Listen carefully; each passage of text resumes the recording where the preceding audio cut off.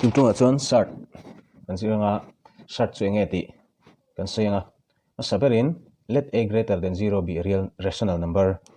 0 alien rational number 0 alien du laila chu entinan true la tai la tro n be a positive integer chu nge positive integer chu natural number ho positive integer kan ti chu ni mai natinga 0 tel velo 0 hi positive ani lova negative ani lobok positive ani lova negative ani lobok natinge minus 1 minus 2 minus 3 hawa tel velo achan chu positive integer chawati tro chu van chuan n chu positive integer ni se positive integer a true lang o true laila such that root over a ai true kan la a tai han true kan da a is irrational, then root of a power n is called sort of order n. So tini chuan hi ang tinga kan zia thin hi root true kan ti nang hani nang chiani chu true power half kan ti khani root true hi rational nge irrational ani ti kan soi fia to a kan video ma sa root true hi irrational number ania achan chu root 2 hi atop theilawa chu wang chuan 1.414 kan lamai thina atluk poi turin chuan chu tiang ani chuan chu tiang chu irrational number alo ni chuan hei hi sort ani kan ti tani chuan ani chuan hei example of sort alo ni tani achan chu root 2 hi irrational ani tat tro ani le hi example anta hi number 2 a hian n sin taila cube root of 9 ti taila cube root of 9 chu 9 power half ti taila 9 power 1 by 3 na ne cube root mo chu thil number pathum kan multiply hian 9 chok thei amem 2 2 are 4 4 2 are 8 3 3 9 9 3 27 ani lo dei tro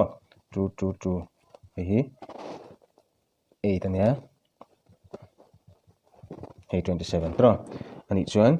hemi omzia chu cube root of 8 hi true tina chuan hemi omzia chu cube root of 27 hi 3 tina chuti ang chu 9 a hian om ve lawa chuti chuan cube root of 9 hi irrational ani tro top thei don lo ni perfect cube ani lawa tro perfect cube ani lawa chuan chumi ni wang chuan hei po hi sort example ani mo sort example ani chuan apawara heti ang chi 1 by 2 apawara ni chuan hei hi ang tinga kan soi kan ti chuan sort of order 2 achan chu square root kan je hen ta hen 2 amang ani mo chuan cube root ni chuan ta hian 3 tro chu power jong 1 by 3 ni atiang hi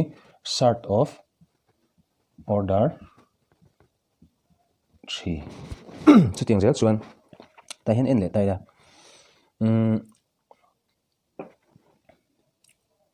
cube root of 8 en sinang 8 hi angani tur a chu rational ani tur tro rational ani tura ania 8 chu rational ani ya tro chuan n hi positive integer chu chini tro chuan hemi hi irrational ani chuan sort ani don hemi irrational ani don em kan enang hetiang hi angte kan zia power 1 by 3 tin ani tro ma se hi ama chi akan soi ang khan 8 hi engtinge kan zia thei 2 hlir pathum in pun tiring kan zia thei tro chu tiang ani chuan cube root of 8 chu 3 true tin ani tro ni chuan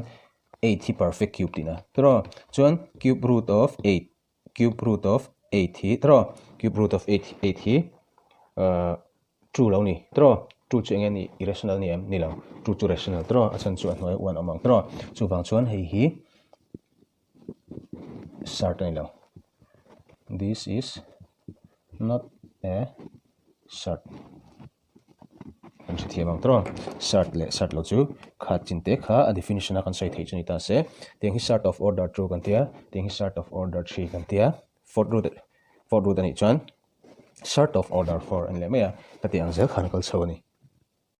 rationalization of sorts adala chung kan enanga rationalization of sorts a chun atnuai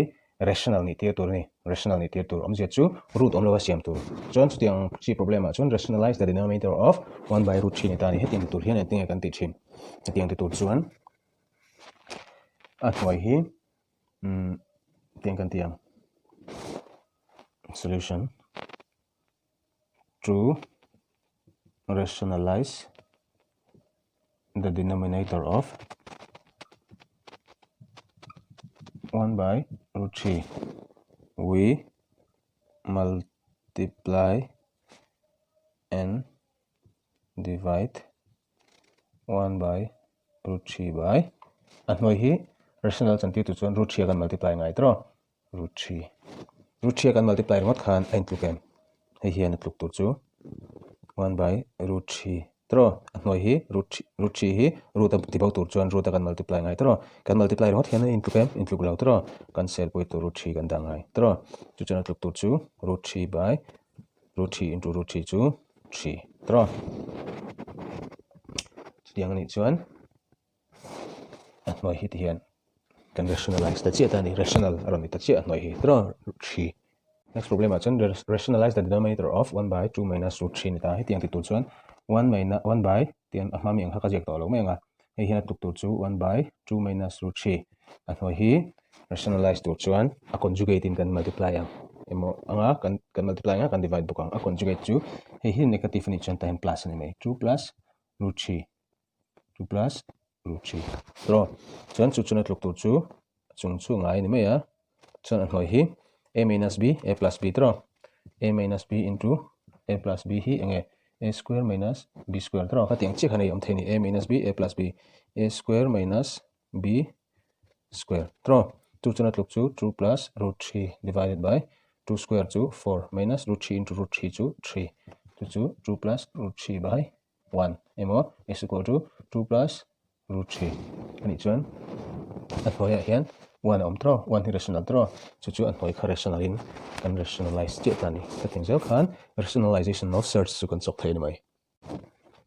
find the value of a and b if 3 plus root 7 by 3 minus root 7 is equal to a plus root 7b ang hi kan ne ya chu ta chuan a le b hi jam tur ta a le b hi jam tur chu tiang ni chuan a ma chi kan problem kan chong khan rationalizing the denominator ang khan chong menga chuan chu ting chuan solution kan tianga 3 plus root 7 3 minus root 7 rationalizing denominator to chuan hi me conjugate hian kan multiply conjugate chu 3 plus root 7 ani maya tro 3 plus root 7 3 plus root 7 equal to a plus root 7b